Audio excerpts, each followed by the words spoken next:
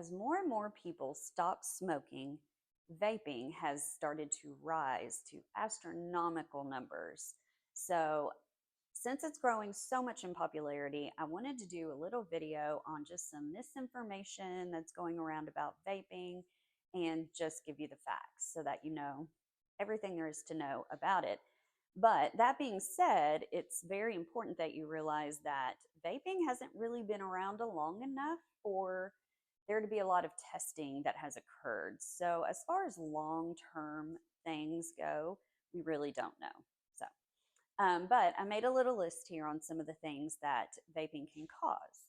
So, number one, I have lung damage. So, this, of course, is the first thing that you think of.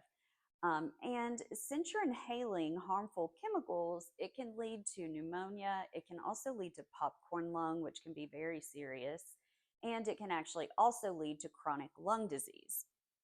Now, number two, heart problems. So you have to remember that anytime you have lung problems, it can always lead to heart problems.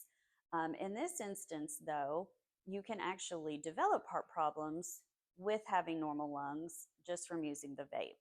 So, vaping is associated with an increase in heart rate, an increase in blood pressure, and it puts users at greater risk for heart attacks. Now, number three, I have nicotine addiction. So this should be a no-brainer, but the problem is that there's such high levels in vapes of nicotine that you can become addicted much faster. So you really have to watch out for that because they do have people develop very strong dependencies to the nicotine when they vape. Now, next I have brain development issues. So, this is obviously for people whose brains are still developing. So, for teens, this can be a really big problem.